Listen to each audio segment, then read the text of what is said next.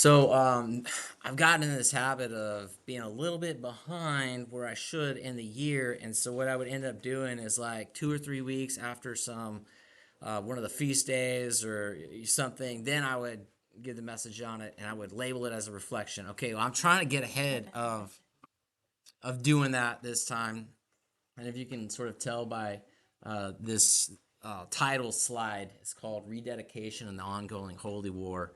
And so this is going to be a teaching about the Maccabees and the dedication that they did, all the struggles that they went through. And I have a little sort of a humorous story to kind of start this out with. My my grandmother, old granny, one year for my birthday, she gave me these two sweaters. And so the next time I visited, I made sure that I wore one.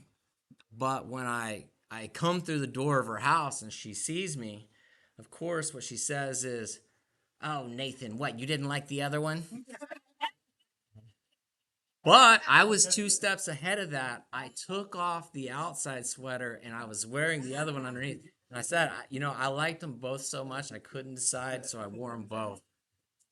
All right. And obviously, this is a little bit of a funny story. It's a joke. My birthday's in June. Nobody would ever give a sweater as a birthday in June.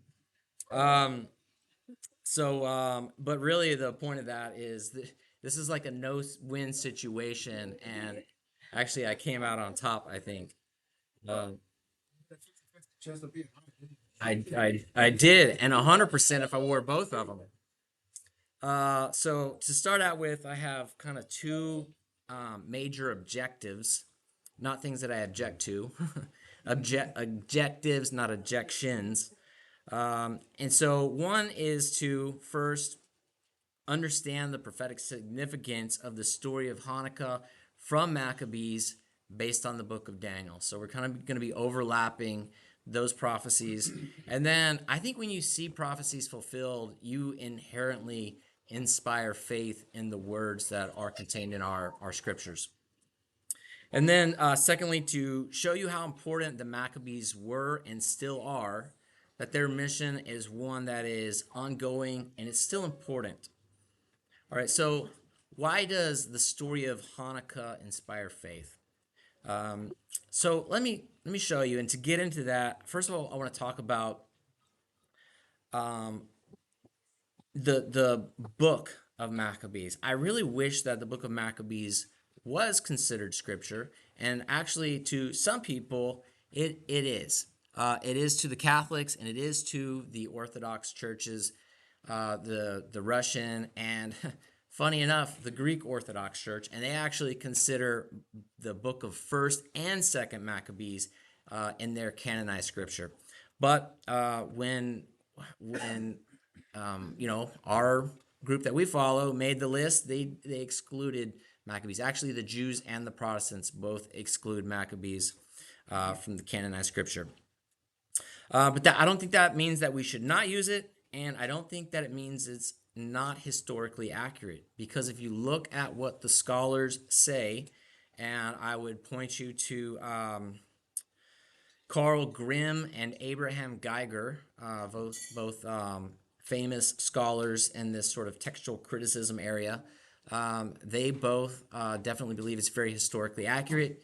And someone you've probably heard of before, a guy named Josephus, he uses the Book of Maccabees as his primary source for a lot of stuff that he brings up. And we definitely think typically of Josephus being a pretty accurate historian. And then there's another reason that it's considered accurate, and that's because it was actually written very close to the events that occurred. Um, we're not exactly sure the precise year, but it was within at least 60 to about 80 years after the rededication of the temple that it was started to be very widely publicized. And so it being close to those dates, even comparable to a lot of our New Testament scriptures being written or in that same, 50 to kind of 80-year time period after the events. So, I think it's, pretty historically accurate, and I think it's something that we definitely need to take into consideration as a decent literature piece of literary work. All right, and then most notably, what its correlation to Daniel and the prophecies that you see in Daniel happening in the book of Maccabees is showing the fulfillment of Scripture.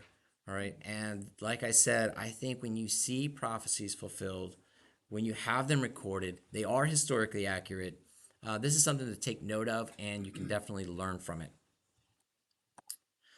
All right, so let's get into the book of Daniel a little bit.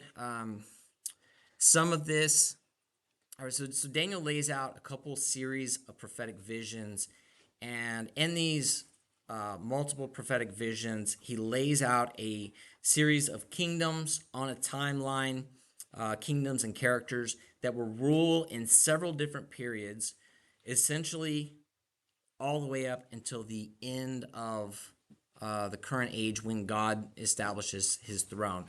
And you'll see what I'm talking about by that. I'm going to summarize some parts of it, and then some parts of it we'll kind of read through. So the first vision that he has or it's actually a vision that Nebuchadnezzar has, and it's a vision of a statue with a head of gold. It had chest and arms of silver, stomach and thighs of brass, legs of iron, feet of iron mixed with clay. And Daniel interprets this vision for the king. And you might say, okay, well, that's 5. That's not a 4 part up there. But I think those last two, the legs of iron and the feet of iron and clay, are kind of, together as potentially one piece. So just view it as 4 for this example. All right. But the head of gold represented, this is Daniel's interpretation to the king Nebuchadnezzar. The head of gold represents you, Babylon. The chest and arms of silver are the Medes and the Persians. The stomach, waist and thighs of brass. This is the Greek Empire. The legs of iron are the Roman Empire. And then the remnants of the Roman Empire, which I think still kind of exists today, are this iron mixed with clay, making up the feet and the toes. And this is the Roman culture that got mixed with the Celtic and the Slavic culture as it moved kind of further up into Europe. And so this vision, it's the first of several visions or 4-part visions of empires. And I think you could probably say maybe even the British Empire and the current American corporate dynasty that we have, they're not their own body parts, but they would be this iron mixed with clay down there in the feet and in the toes. So there's a different 4-part kingdom vision that gets given to Daniel, and this happens in chapter 7. But there's a different picture, and it's about essentially the 4 same kingdoms, but it is, instead of one single statue, it's 4 different beasts. All right, and this gets interpreted as the lion, which is the first beast. It's Babylon. The bear is Media and Persia. And the leopard, I guess they kind of skip over Greece at this point, but the leopard is Rome. And then there is a sort of unidentifiable or unknown, strange-looking beast that is a mixture of several different animals, and it kind of equates to those not the legs, but the feet mixed with the iron and clay. And this unknown creature, like the feet mixed with iron and clay, had these 10 toes. Well, this unknown creature has 10 horns. And the typical interpretation is that these 10 horns are these smaller kingdoms that are emerging from the Roman Empire as the Roman Empire mixed with other cultures. And if I remember right, the 10 horns are the French, the English, the Spanish, the Prussians, all right, well, I named about 5 of them. All right, but there's about 5 more that kind of get all mixed in there. But then in the vision, Daniel sees a little horn which comes out of these 10 horns. And in this way, this vision goes further than the statue vision. Statue vision ends with a stone flying in and smashing the statue and then growing and taking over the entire world, right? And typically, and I interpret it this way as well, the stone is the kingdom of God coming and pushing all other kingdoms aside and taking over the entire world. All right, so the vision of the four beasts is going to be on a narrower timeline. It doesn't have the very final kingdom as this stone coming in. All right, it has the 10 horns, and then it has this one little horn coming up out of it. And so Daniel's given an interpretation that the 10 horns are the 10 smaller kingdoms, basically coming out of the Roman system, and the little horn that emerges from them troubles Daniel. He's perplexed by it, is what the text says. He doesn't understand, but let's look at what the text says about this. This is Daniel 7:24. The 10 horns out of this kingdom are 10 kings that shall arise, and another shall rise after them. And when he says it shall rise after them, he's speaking of a little horn. And he shall be diverse, different from the first, and he shall subdue 3 kings. This is 3 of the 10 horns. This smaller horn is going to subdue 3 of them. And he shall speak great words against the Most High. He shall wear out the saints of the Most High and think to change times and laws. And they shall be given into his hand until a time and times and the dividing of time. This phrase, a time, times, and the dividing of times, it's used 3 different places in the scriptures. Here once in Daniel 7, again in Daniel 12, and then another place in Revelation 12. And in Hebrew, this phrase says, Idan va'idanim ufalegidan. Okay, so a time, multiple times, and then a half of a time. And this is, it's talking about a year, this is a common interpretation, and I think it's correct. A year, 2 years, and then a third half of a year. So it's 3 different things equaling 3.5. And so all 3 times, I think it's talking about a 3.5-year reign of this little horn, right? Which is, as we understand from Revelation 12, is this Antichrist character, all right? Daniel is perplexed about this time. He probably shouldn't be. It's going to be a long time after Daniel that this exact vision is going to occur. Right. Starting out in the next chapter, chapter 8, he's given another vision about another little horn. In the second little horn vision, it leaves the 4-king model and it actually goes into even a much narrower timeline. And so I'll kind of summarize this vision for you. The dream is about a ram with 2 horns that's bucking in all 4 directions. And then a he-goat comes flying in from the west, and the western he-goat destroys the ram. And then his horn grows very big, and then it breaks off. 4 horns grow in the place of the broken off horn. And then from those 4 horns, a little horn grows in its place, and the little horn goes towards the south and then to the east. And then the little horn grows so big, and it magnifies itself against the Prince of Hosts, something that we've already heard about in the chapter 7 little horn prophecy. So this little horn is doing a lot of things that the previous mentioned little horn is doing.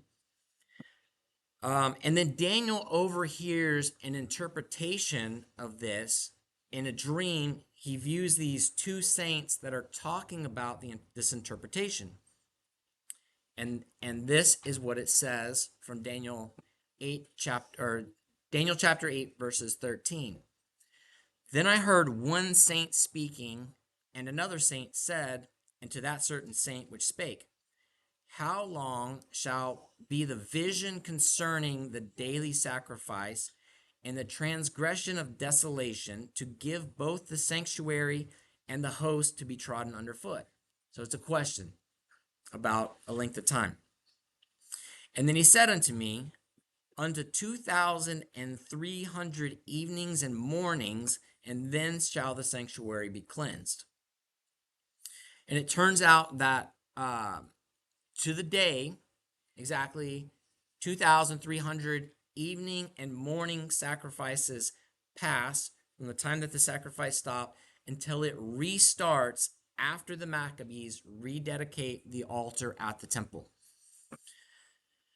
So we are seeing that this prophecy is fulfilled in this book of the Maccabees. This is one of those prophecies, right? But the 2,300 evening and mornings, it's less than the when you divide that in half, then you have days, because an evening and morning sacrifice is two things. So you would divide 2,300 and you would come up with 1,150. So that's sort of the amount of days that you're going to have. And that comes up to about 3 1/7 to 1/6 years. So you're not talking about 3.5 years. You're less than that, right? So these are different times, but they're very similar in a lot of the things that are happening. All right, I just kind of want you to see that these two horns, these two little horns, they're different prophecies, but they're very similar. A lot of the same things are going on. All right. So it's a different little horn character from chapter 7.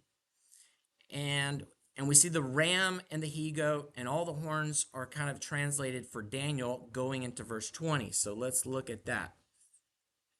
The ram which you saw having two horns are the kings of Media and Persia.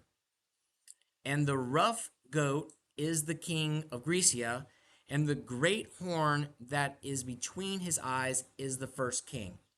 All right, so now we definitely have narrowed down the little horn from chapter 8 into a very clear story that we know occurs in the book of Maccabees. All right. So let's go into the book of Maccabees just to prove this. All right, and I'm just going to read this from here. Or if you have the book of Maccabees, I thought I had a slide for this, but it looks like I don't. Okay, so what happens in Maccabees 1, verse 1, it says, Alexander of Philip the Macedonian, who had smitten Darius the Mede. So this is the person coming in after the Medes and the Persians, and he is the first over Greece. And then he dies, but before he does, he appoints 4 governors. All right, if you remember in the chapter 8 little horn, there's 4 horns that come out of that one that gets broken off. So these are these 4 governors. And then it mentions that they go to the south and to the east. All right, sorry. It points to 4 governors, the 4 horns, but then after he dies, one from one of the governor regions, it's named to be the south and the east, which is the Seleucid kingdom of Greece. This one arises, and he's this little horn that will take charge of the Seleucid kingdoms. This gets a little complicated. There's a lot going on that you kind of got to piece together from looking at Daniel chapter 8 and Maccabees, but it ends up, everything matches up one for one, like 100%. There's no gaps left anywhere. That is Alexander the Great. I'm just getting into to proving that. Um, no. So the ram we just saw is okay. The rough goat is the king of Grecia, and the horn that is between his eyes is the first king. Um, that's Daniel chapter 8. Right, which is Alexander of Philip the Macedonian. So, and that is Alexander the Great. Okay, but then it breaks off, and the little horn that comes up from it that emerges to take charge of the Seleucid kingdom is Antiochus Epiphanes. All right, and you get to this probably about 8 verses into Maccabees chapter 1 is when it unveils Antiochus Epiphanes. And Encyclopedia Britannica, it tells you the meaning of Antiochus Epiphanes' name. It means God manifest. And Antiochus thought of himself as a god. He really did. And he was a very bad dude. And through his actions, and through his words, he wanted to establish a globalist system known as Hellenism. He wanted all peoples to combine under his rule with his laws into a system called Hellenism. And so, in this way, you've probably heard a lot of things along that theme before. This is what it talks about in Revelation, talking about the Antichrist. All right. The Antichrist is the little horn from Daniel chapter 7. So, although he appears later in time, he's revealed first in the book of Daniel. And then in Daniel chapter 8, that little horn, everything that's said about him, the interpretations from the saints are definitely revealed as Antiochus Epiphanes in the book of Maccabees. But I not only think that like I see it this way, and it's like pretty obvious this way. Like Yeshua spoke of this, and he taught on the book of Maccabees. It was well available, and he kept the feast of dedications recorded in the Gospel of John. And I think Paul understood it this way, and Paul was teaching about the overlap between the book of Daniel and the book of Maccabees. All right, and I think I can kind of show that a little bit from something that he says, and really there's nothing ever new that happens. The same thing sort of happens in life, and it all cycles back around, and it comes back, and the same things keep happening and happening and happening, as it says in Ecclesiastes. That which has been is that which will be. There's nothing new under the sun. So you shouldn't be surprised that the same sort of thing keeps happening, because I feel like it's maybe just the way God designed the system. All right. All right. So you can become informed about the future by looking at the past, looking historically. All right. So whenever Paul writes to the Thessalonians, one of the things that he dispels is one of the things that the church has been teaching for a long time, which is that the Messiah can come at any minute. And they call this, sort of the doctrine of imminence. Like it's just imminent, could happen any second. And Paul just flat out rebukes this doctrine whenever he's writing to the Thessalonians. And he says this. He says, "Be not soon shaken in your mind or be troubled, neither by spirit, nor by word, nor from letters as if from us, as that the day of the Messiah is at hand." So he's telling them, don't be worried that it's at hand. It doesn't matter if somebody tells you that. It doesn't matter if they write a letter. It's not at hand until some criteria that I'm about to give you happens. He said, "Let no man deceive you by any means, for that day shall not come, except," and then he's laying out the first criteria, "there come a falling away first, and that the man of sin be revealed, the son of perdition." So the two criteria: look for a giant falling away. It sounds like it's going to happen rapid. It's going to be very obvious that a falling away has happened.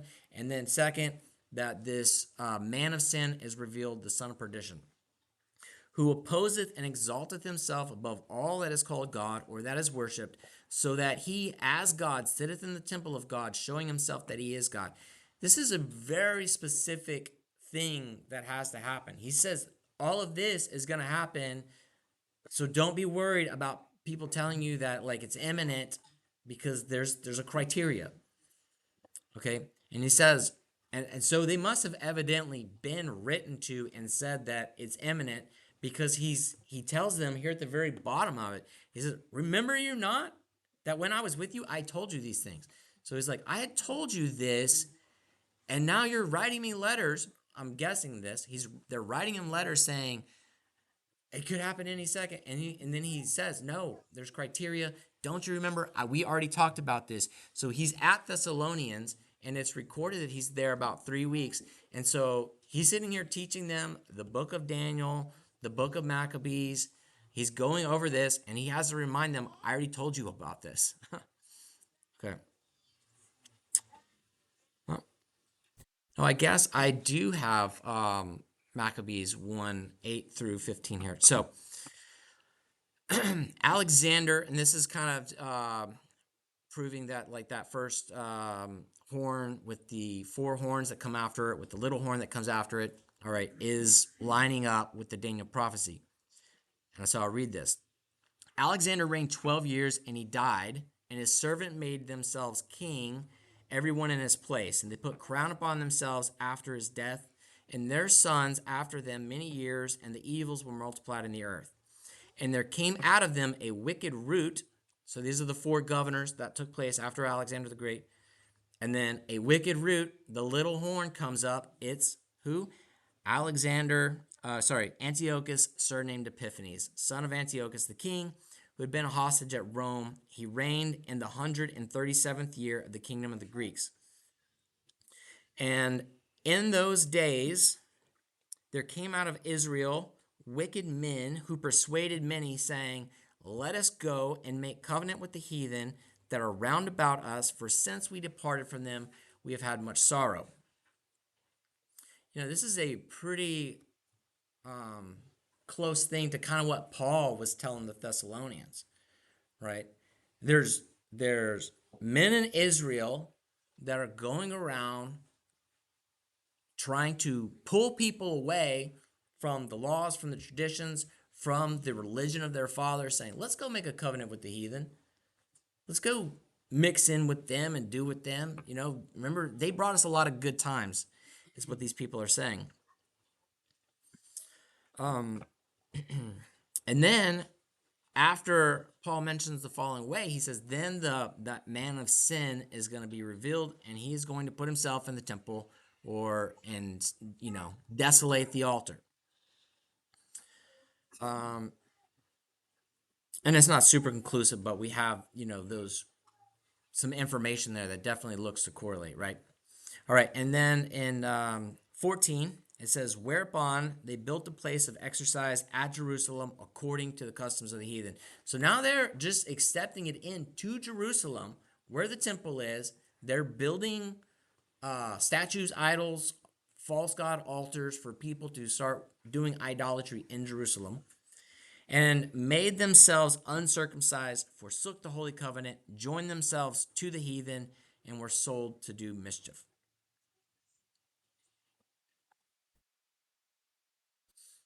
And going back to what Paul is saying to the Thessalonians, I think he's reminding them, I told you about the prophecies of Daniel, the Antichrist, the apostasy, how we've already seen this once in the book of Maccabees, right there in the first chapter.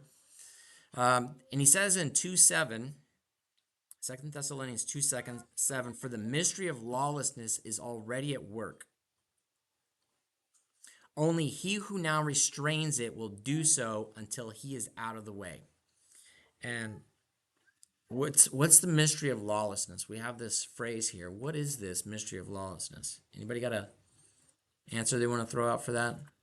Well, I'll tell you. I think it is the Antichrist spirit, the anti-law spirit, the Torahlessness that we've kind of been heading to for a long time, but I think eventually it's going to get much worse. And it hit Jerusalem pretty hard at that time. And then we see what Paul says next. And then the lawless one will be revealed, whom the Lord Jesus will kill with the breath of his mouth and will bring to nothing by the appearance of his coming. And so, the world's not getting its next Antichrist until God is ready for it, until his divine timeline is fulfilled, and not before then. and he's going to allow it to happen if, not actually just set it up, because the world is going to be judged and there's going to be a dividing between, the sheep and the goats in those last days. Um, and my point is that this thing that Paul's pointing out, it's really always here, and he says it's already here, all right, but it's going to, get much worse, and there's going to be that great falling away that he's mentioned. Um, so Um, let's look at some of these antichrist policies, right? So if there's a correlation between the little horn from 7, the little horn from chapter 8, right, and a lot of the things that they're doing are very similar, then you would sort of expect the antichrist at the end times, and it's proven this in Revelation, and the antichrist seen in Antiochus Epiphanes, who's the prototype antichrist, you would probably see a lot of the same policies. So let's look at some of that.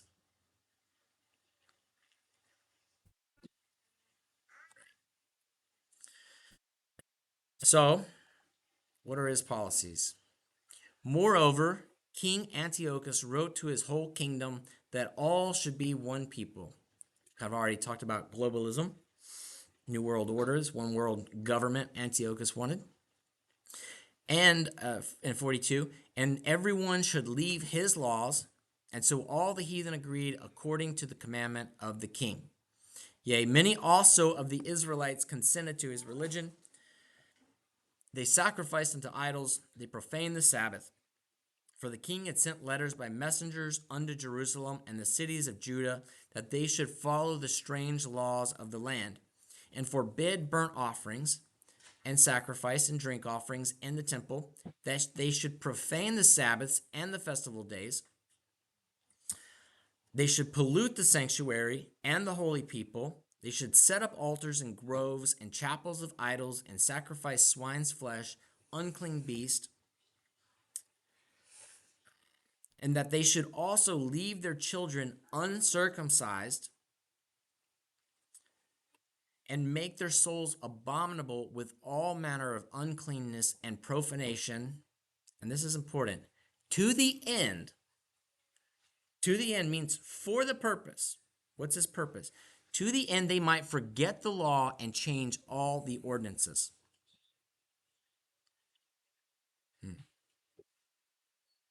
So Antiochus, the Antichrist prototype, he wants to reverse all the laws. He wants to replace them. He wants them to sacrifice to idols, eat unclean things, do away with circumcision, do away with all the books of the law, do away with the Sabbaths, do away with the feast days, to the end that they would forget about all of it and adopt Hellenism, his one world religion. And, you know, why is this important to see that Antiochus Epiphanes is sort of doing this? And it's because the modern church has come in and said that Yeshua, through his death, has enacted the Antichrist policies. They say these things are no longer necessary. Same way Antiochus has come to have them do away with it. Now, I would not tell your Christian friends this. I would not. I would not bring this point up, because it will absolutely uh, not open up any doors for you to talk about them, especially if this is the very first thing you said, that you have turned, Yeshua into the Antichrist lawmaker. Um, so I would not approach it this way. But I think it's something important that we see, right? They have replaced the feast days and the festivals with Christmas and Easter and the pagan idolatry that you see in those things. They've replaced the Sabbath. They say there's no need for circumcision. There's no need for clean eating. All the same things that Antiochus is trying to do away with, they now believe are actually done away with, and that Yeshua was the one that brought that. So um, keep this in mind.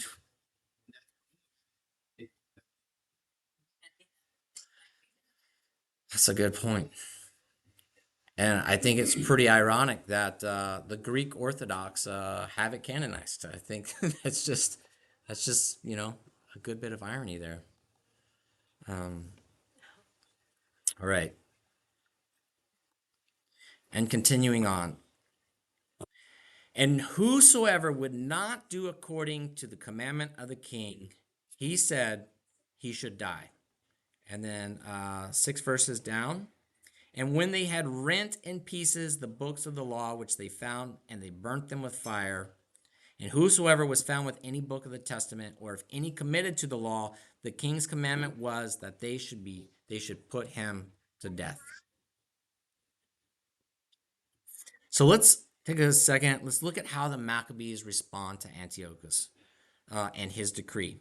Right. So the Maccabees, they lived in Modin, and they knew this lawlessness was about to be enforced. They'd heard of the decrees in their town, and when it shows up, some of the king's officers come to their town. They erect an altar, and I think it was somebody named Demetrius, and they ask Mattathias Maccabee to make a sacrifice on this altar, and they tell him if he does this, he will become a friend of the king, and he be given much gold and silver. They're really going to reward him for sort of bridging in the Hellenist idea into his town. And let's look at his response. And sometimes his response chokes me up if I read it. So apologies in advance if that happens. Then Mattathias answered, and he spake with a loud voice. Though all the nations that are under the king's dominion obey him and fall away, every one from the religion of their fathers, and give consent to his commandments, yet will I and my sons and my brethren walk in the covenant of our fathers. God forbid that we should forsake the law and the ordinances. We will not hearken to the king's words to go from our religion either on the right hand or the left. And now, when he had left speaking these words, there came one of the Jews in the sight of all to sacrifice on the altar which was at Modin, according to the king's commandment. Which thing, when Mattathias saw, he was inflamed with zeal, and his reins trembled. Neither could he forbear to show his anger according to judgment. Wherefore he ran and he slew him upon the altar. And the king's commissioner, who compelled men to sacrifice, he killed also at that time, and the altar he pulled down.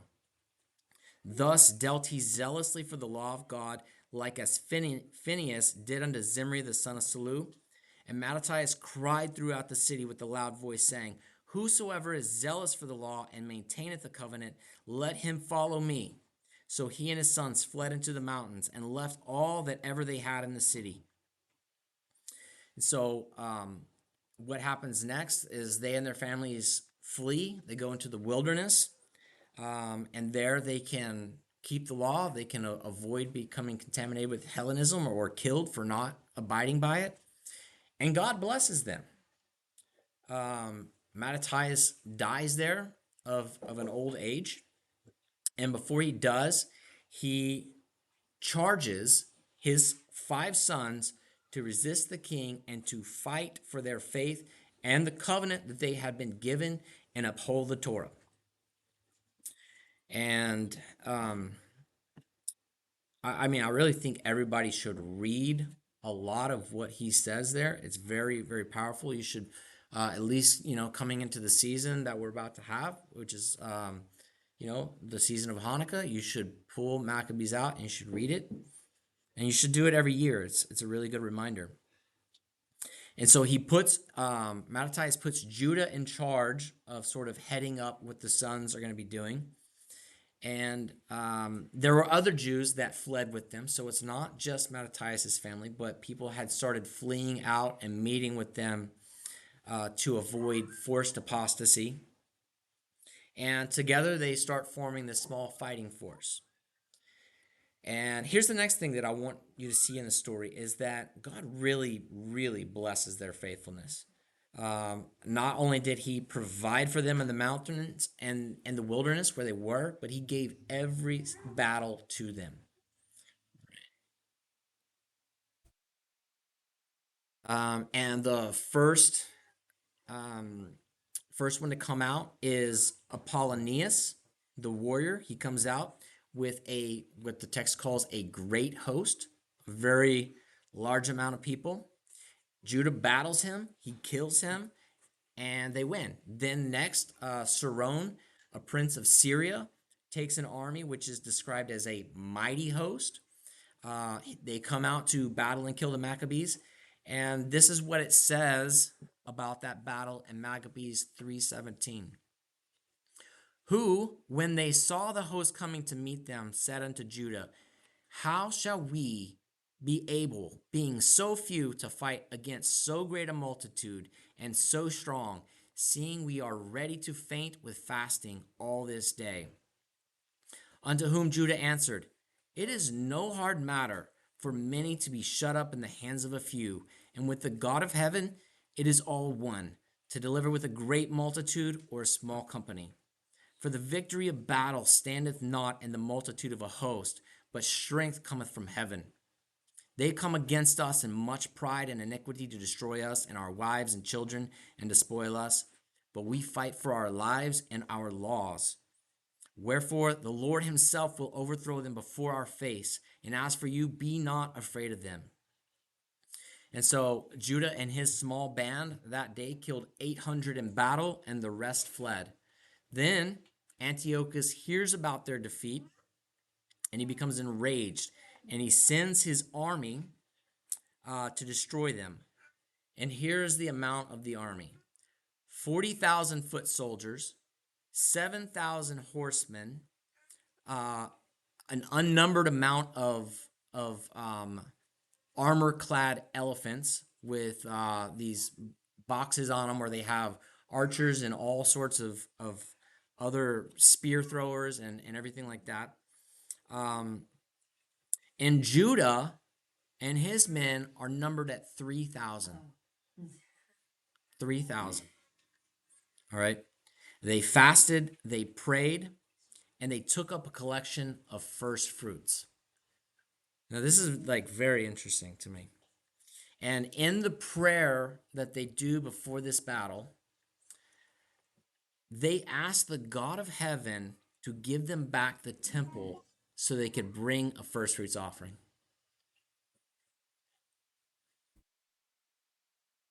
And so they collected the offering. They said, give us this place so we can give it back to you. And so not many of these guys even had weapons. Few had armor. But after they killed the first 4,000 of the troops, the rest of them knew something supernatural was happening. They turned and they fled. It's incredible.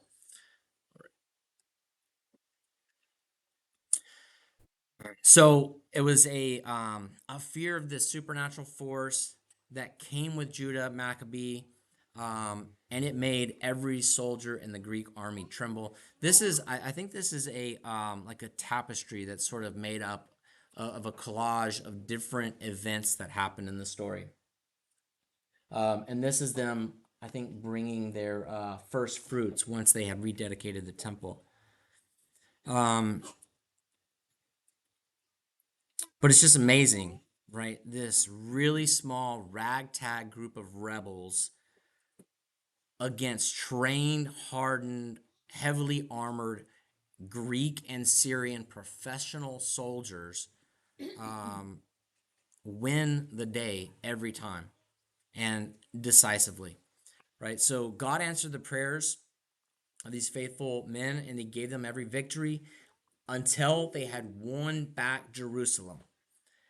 They took control of the temple.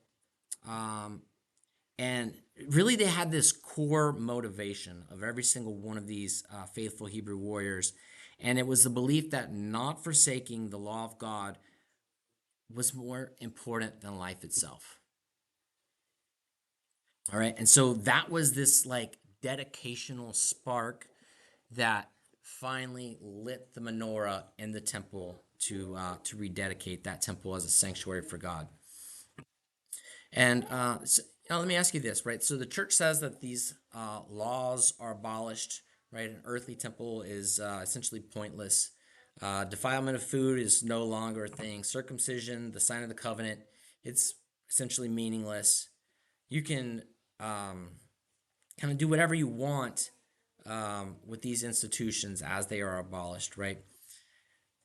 And they push all of that aside under the idea of a doctrine of grace. And I think they misunderstand what grace is. It's not the ability to do what's wrong and be absolved of that wrongdoing, right? Paul says, should we continue in sin that grace may abound? God forbid. How? How can we even sin? Um, so he fights against that. And he's fighting against that common interpretation because he says if you're dead to sin, you cannot continue in it. So therefore, it's not the ability to do what's wrong free of consequences, but rather it's the supernatural strength to do what is right. Right. So I think another important question would be, why would God perform all the miracles to sustain the Maccabees in their mission to uphold his Torah if he was going to abolish it less than 150 years later? Right. And then furthermore, Yeshua comes and he says, let me start out this message with, do not think that I came to abolish the law or the prophets, because it's not going anywhere, not a single letter, pin stroke, until heaven and earth are gone. So, um, so laws of abolition makes zero sense. It's kind of antithetical to what the Messiah came to earth and preached. But back to the story. Okay, so Judah, he found a group of Levites, some from the priesthood, that could advise on bringing the temple back to a state of purity to where they could rededicate it, and hopefully God would re-inhabit that temple. And they discussed cleansing the altar that had been defiled by swine. They discussed it, and they had to decide to completely demolish that one and redo a completely new one. It was too defiled. No cleaning could bring it back to the way it was. They got rid of it. They moved those stones to an unclean place. They brought in new ones. All right. And on the 25th day of Kislev on the Hebrew calendar, their work of all the cleaning and repairs was done. And in accordance with the pattern listed in the Torah, they placed and they lit the incense. They placed the table of showbread out. They lit the menorah. And here's part of what it says about that event. So they kept the dedication of the altar 8 days, and they offered burnt offerings with gladness, and they sacrificed the sacrifice of deliverance and praise. They decked also the forefront of the temple with crowns of gold, with white and with shields, and the gates and the chambers they renewed, and they hanged doors upon them. And thus there was very great gladness among the people, for that the reproach of the heathen was put away. Moreover, Judah and his brethren, with the whole congregation of Israel, ordained that the days of the dedication of the altar should be kept in their season from year to year by the space of 8 days, from the 25th day of the month of Kislev, with mirth and gladness. And so, why does the festival last 8 days? This is actually not completely known for certain, but there's two potential things that it could sort of go back to. And one, I think, is maybe the prayer that the Maccabees had given that they could bring the first fruits, and this would be on the 8th day after the Passover, and so it could have been that they had decided, because hey, we want to go back and honor these first fruits, that they had an 8th day for that. But it could also go back to 1 Kings chapter 8 and 2 Chronicles chapter 7, and we're told how Solomon built the temple and he dedicated it for seven days, and this was all during the Feast of Sukkot. And on the 8th day, he held a convocation where everyone came. So it's not at that time, but they could have been following either one of those patterns to decide to have 8 days, right?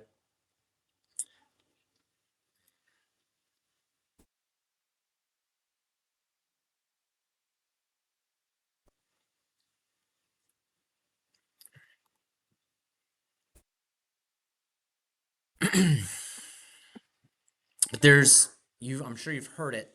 There is another story that is used to tell why they have this 8 day time period, and it's called the miracle of the oil.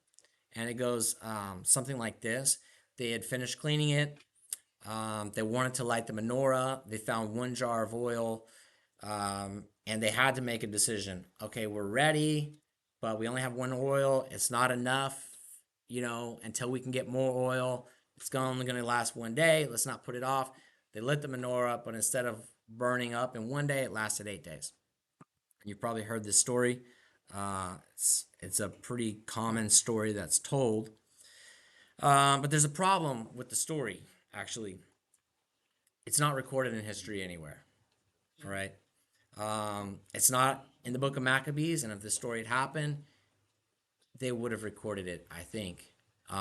Josephus never mentions anything like this, so this it actually is pretty obvious that it's sort of a later invention. Um, so let me give you a counterpart to that.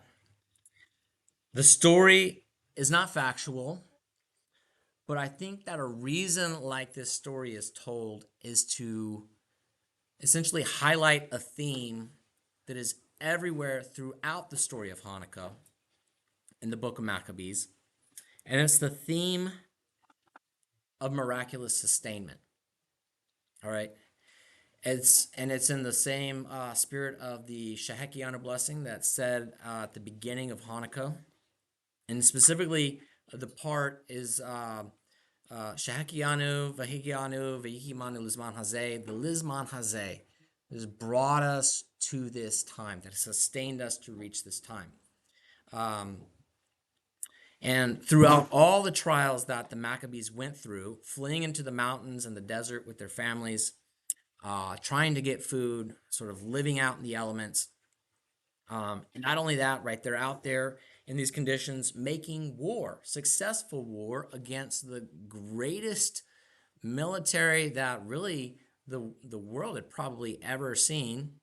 I guess it's sort of debatable, but the Greek, these Greek Roman became the Roman army, were no joke at all. And so they're through all that, they're sustaining their faith to not give up. They're not taking any easy roads. It would have been so simple to sort of go along with what the king had proposed to them. Very, very easy. All right, we got to stand out here. We got to take a little bite of the pig, and then you guys go away, and our dad gets a whole lot of money. They're not doing that. And the tale of the oil is cool, but it seems to be a tale that's trying to condense the principle that God sustains what matters to him. All right. And this principle can further be expanded to show that dedication is sort of this primary factor in sustainment.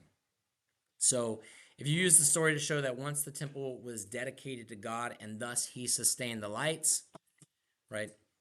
That is the truest form of the story about what happened exactly to the Maccabees. God sustained the Maccabees because they were dedicated to him, right? Their hearts is where the dedication first took place, and it led all the way up to the dedication of the altar and the dedication of the temple. Because what interest does God have in sustaining what is not dedicated to him? Right?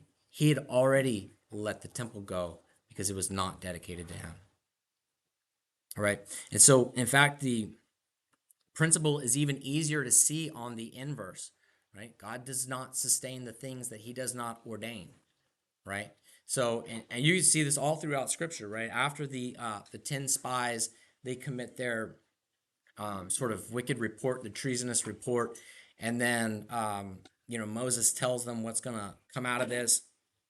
And then this group says, okay, actually, we are going to go. We're going to go and we're going to do it right now.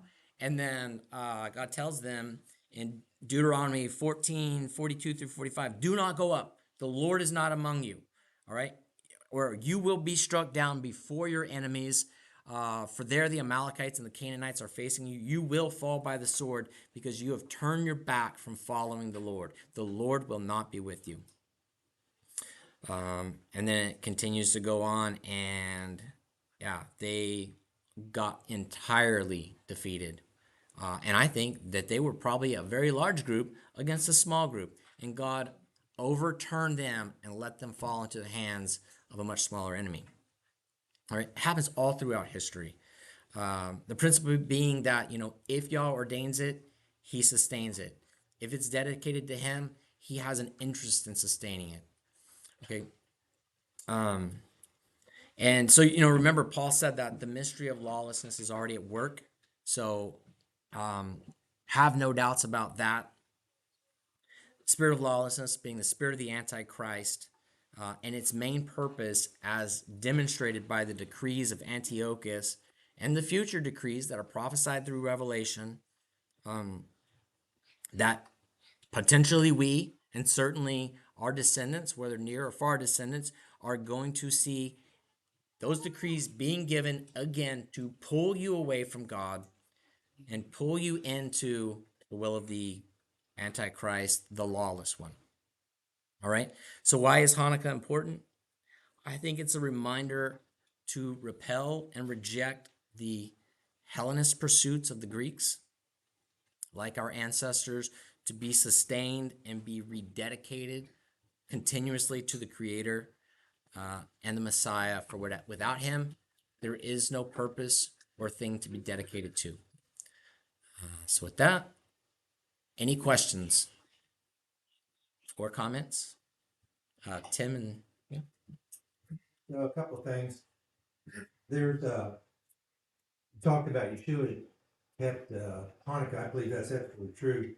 But I think he also references it a couple of times. One is in Matthew 24, obviously, when he tells the people to the abomination, that's what he said, flee to the mountains. That's exactly what the Maccabees did. that is They true. had that as a historical recollection. And then also, you mentioned it in Matthew 5, where he said, not one jot or tittle would pass from the law. Just 2 or 3 verses before that, he says, I am the light, you are the light of the world. I believe he's referencing, the menorah. They're telling the people, you are that menorah. Yeah. And then he goes on to say that, because I believe the people, when they saw Yeshua, they didn't know if he was Judah Maccabee or is he Antiochus Epiphanes. And so he makes a very clear point that not one jot or tittle is going to be done away from the law. At the same time, he calls them the light of the world. So I think he's clearly referencing Hanukkah there again. Really appreciate that comment.